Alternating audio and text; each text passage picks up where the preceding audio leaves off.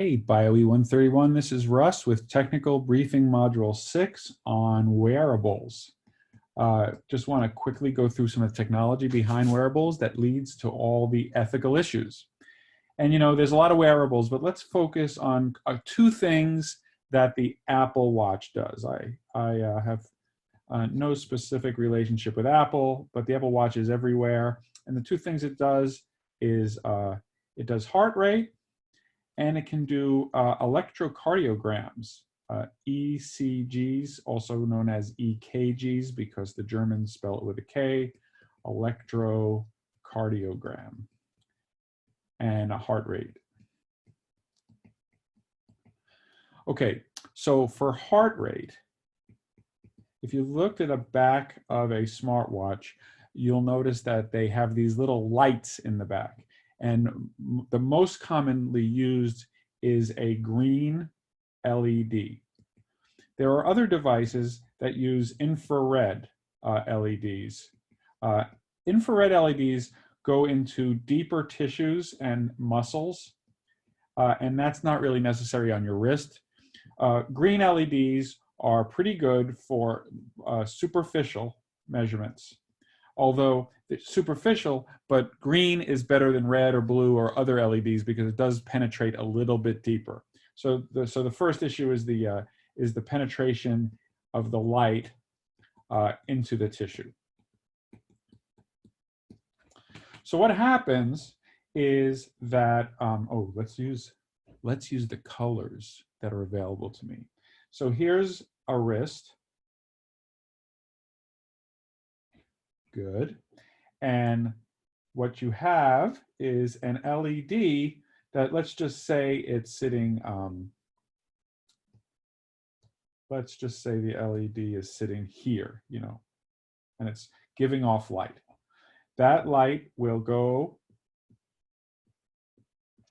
into the skin and it will bounce back. So let's just make some arrows here. This is it going in, and then it's going to bounce back. So that second bounce, as I'm calling it, is obviously reflected light. Now, the key insight for heart rate is that the reflected light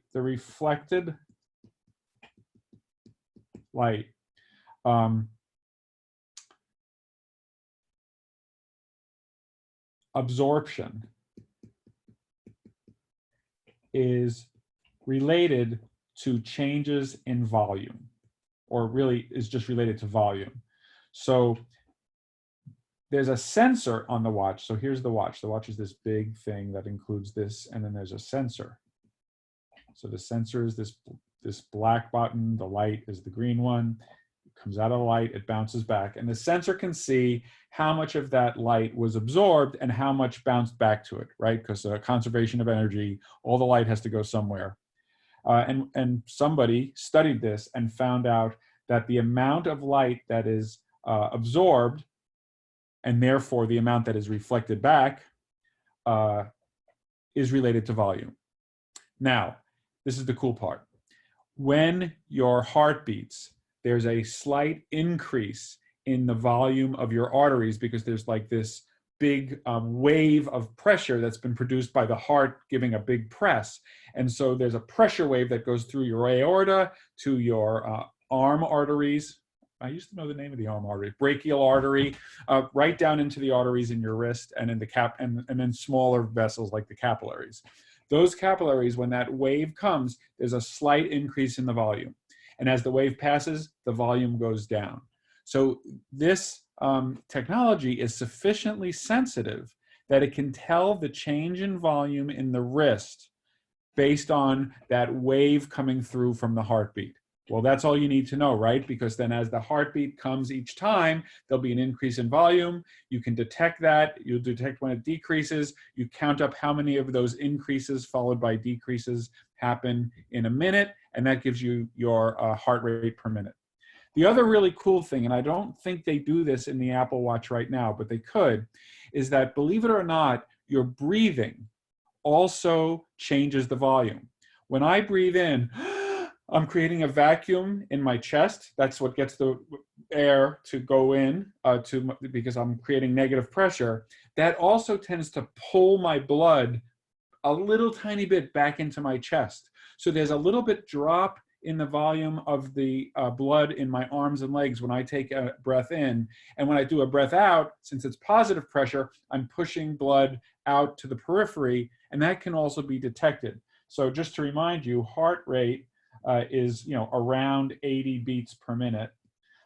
Respiratory rate is usually 16 to 20 respirations per minute. So there's these two curves that have to be, using the miracle of electrical engineering and signal processing, you have to deconvolve them. It's probably one of the reasons that Apple's not doing it yet, but I would bet a lot of money, and it may already be there and I just don't know it, that the Apple engineers are working on trying to figure out how to get the respiratory rate. As you might imagine, this is all very sensitive to motion. And so there's a lot of things which you would call a motion artifact, which is basically because of motion and shaking around of the arm or doing weird breathing or whatever, the beats per minute are estimated incorrectly. Nonetheless, if you have one of these devices, a Fitbit, an Apple Watch, a Garmin, they are remarkably good, but not perfect, but remarkably good at getting the heart rate. And that's the general idea of the principles. Now, in the last release of the Apple Watch, they also do an ECG, as I mentioned before. And in particular, they can give you your the rhythm of your heart. You can see it, and the rhythm of a heart looks like this. And well, that would be a heart that's in trouble. That's pretty good. I'm not going to teach you cardiovascular physiology, but let me just tell you that in your heart, there is a small chamber that beats, which is called the atrium. And there is a large chamber that beats called the ventricle. Now, those of you who know something know that there's actually 2 atria and 2 ventricle.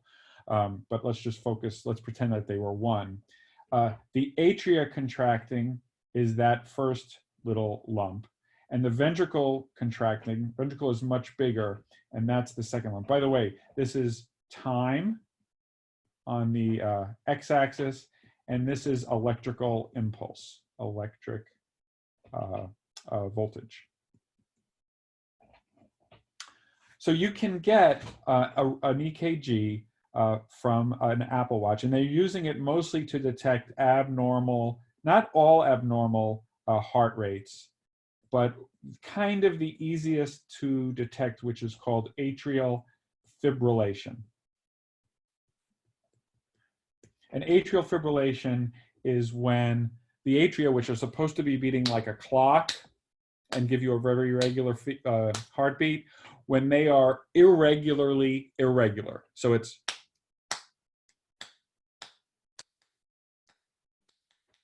no pattern and irregular. So it's called irregularly irregular.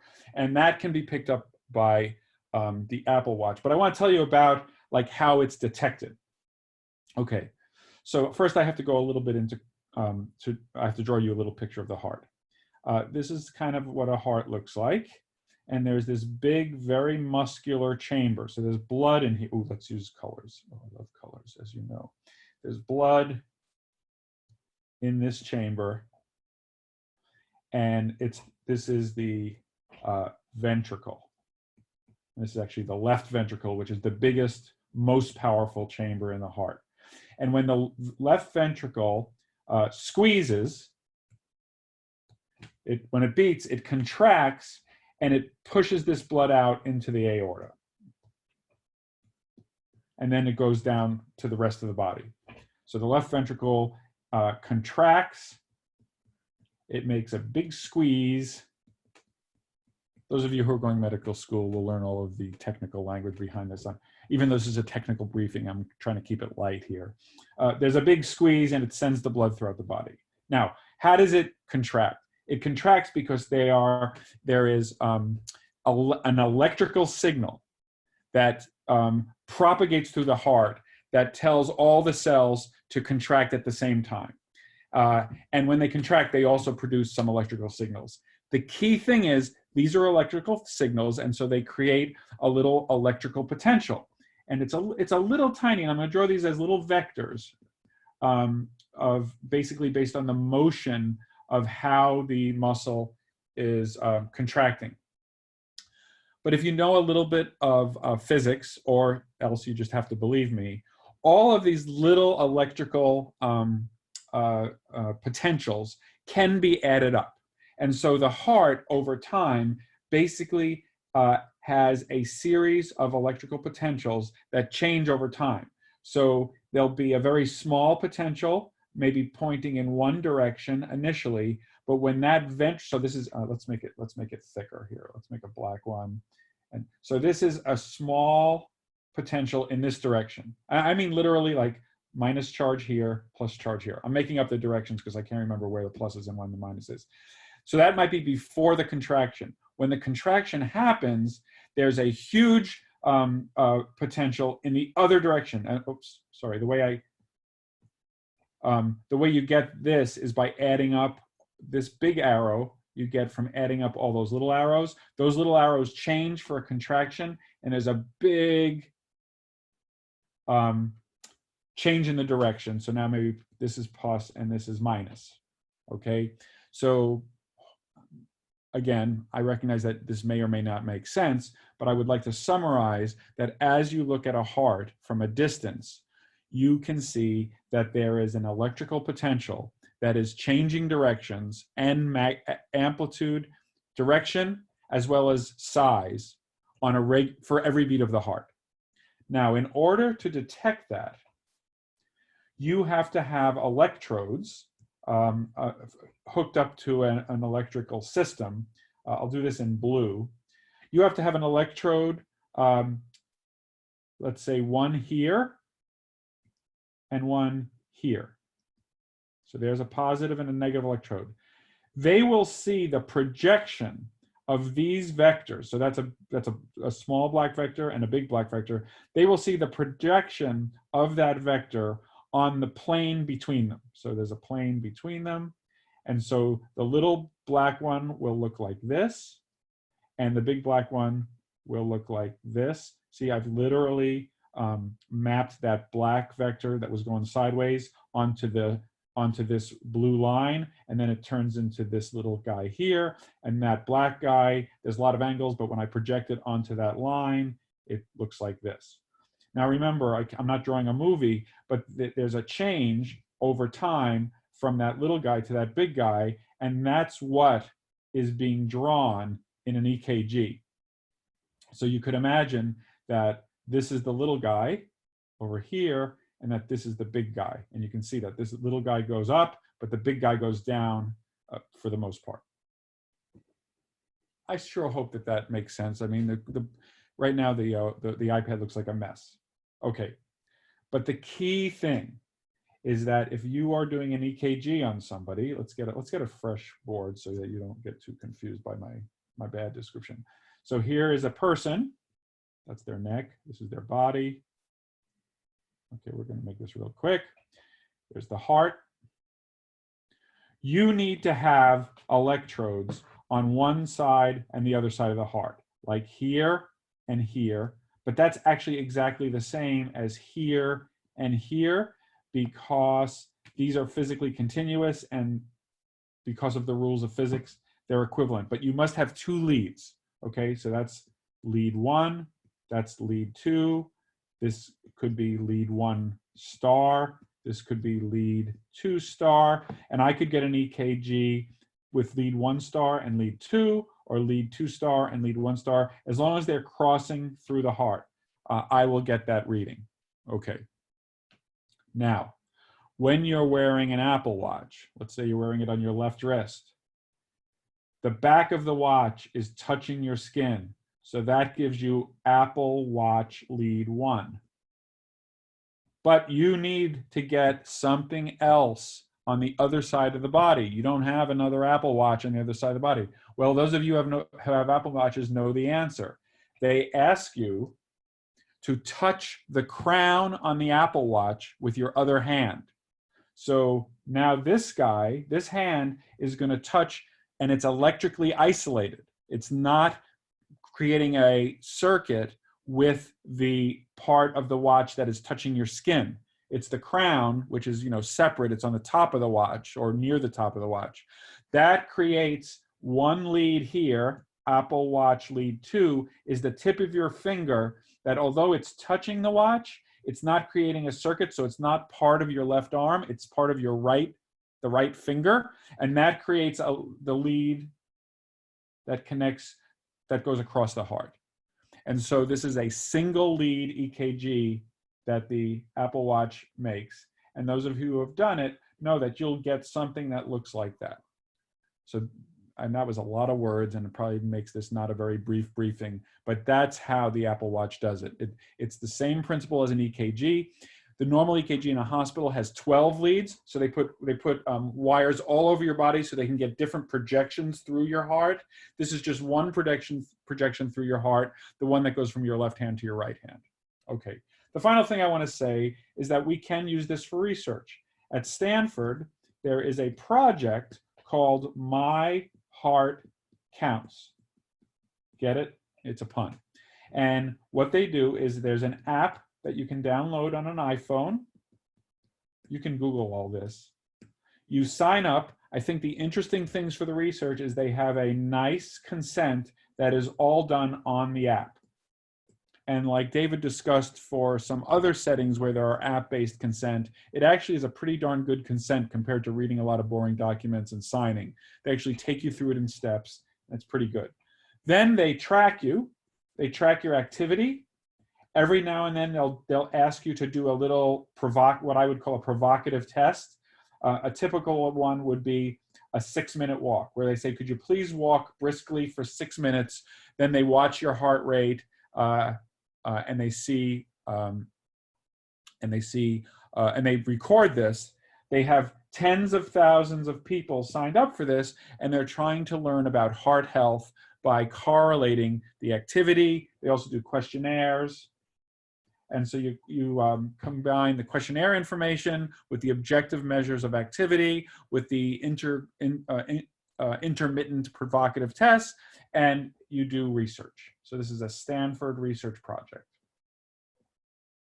So I think that will end. The one thing I want to say is AFib doesn't look like this. AFib has the atria contracting, and then there's a variable amount of time. So it's kind of how I was saying it before. I meant for these to be very even and reproducible, and these are very irregularly spaced. And so for AFib, atrial fibrillation, if you can write a signal detection that can figure out that the space between these beats is irregular, that's how they can tell somebody that you better go see a doctor, you may have AFib. Sorry, that was just a little bit of a rewind. But that's the Stanford My Heart Counts project as well. So that's the end of this wearable technical briefing. Heart rate through green LEDs. They could do respiratory rate, but they don't. EKG through that little trick of creating 2 leads by having you touch the watch and then having the watch touch your other arm through the bottom. All right, thanks very much. This ends the briefing.